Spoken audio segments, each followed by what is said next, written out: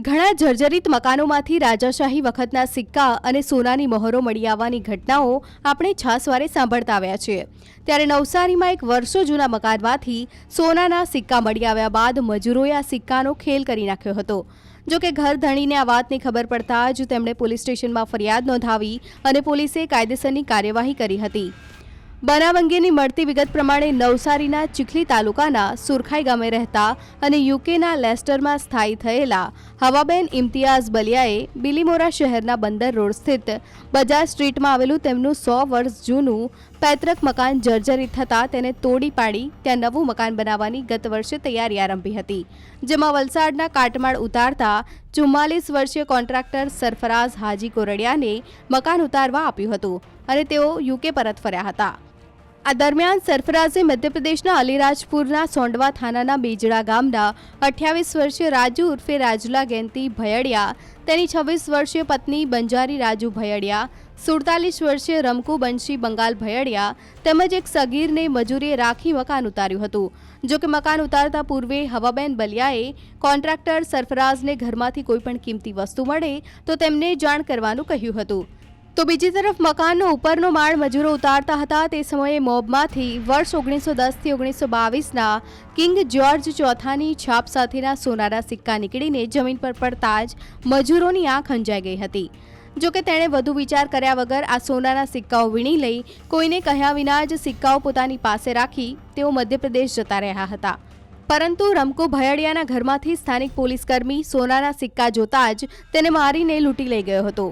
સમગ્ર મુદ્દે એમપીના સોંડવા પોલીસ મથકમાં ફરિયાદ નોંધાયા બાદ એક પીએસઆઈ સહિત 4 પોલીસકર્મીઓ સામે કાર્યવાહી કરવામાં આવી હતી, જે સમગ્ર મુદ્દો ધ્યાને આવ્યો હતો અને હવાબેન બલિયાને જાણ થઈ હતી, જેથી ગત ઓક્ટોબર 2023માં હવાબેન બલિયા નવસારી આવ્યા ત્યારે સુરત રેન્જ આઈજીપીને મળીને રજૂઆત કરતા નવસારીના બિલીમોરા પોલીસ મથકે ફરિયાદ નોંધાઈ હતી।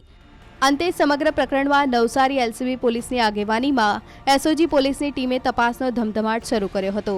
ત્યારબાદ પોલીસે મધ્યપ્રદેશમાં 6 વાર તપાસ અર્થે જઈ સ્થાનિક બાતમીદારો ઊભા કરી મજૂરોની ગતિવિધિ ઉપર નજર રાખી હતી।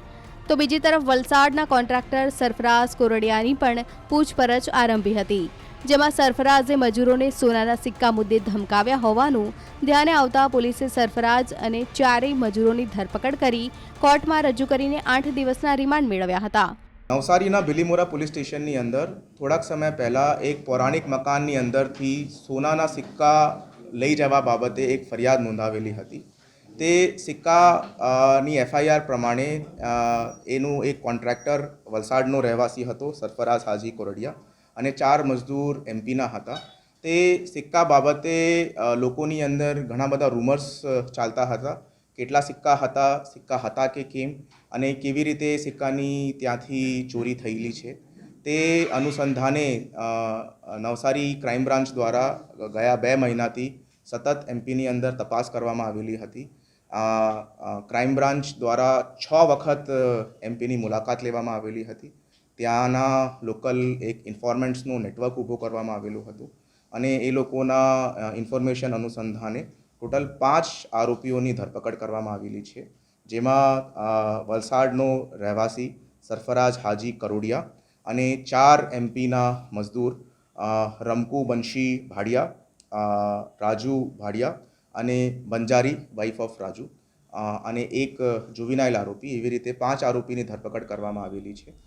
આ રિમાન્ડ દરમિયાન પોલીસે આરોપીઓની કડકાઈથી પૂછપરછ કરતા રાજુ અને તેની પત્ની પાસેથી 175 સોનાના સિક્કા મળ્યા હતા, જ્યારે રમકુ પાસેથી 24 સિક્કા મળી આવતા નવસારી પોલીસે કુલ 199 સિક્કા કબજે લીધા હતા। આરોપીઓ પાસેથી મળેલા સિક્કાઓ 22 કેરેટના અને એક સિક્કાનું વજન 8 ગ્રામ પ્રમાણે જોતા કુલ 1592 ગ્રામ સોનાના સિક્કા અને તેની હાલની કિંમત 92.25 લાખ રૂપિયા આંકવામાં આવી છે।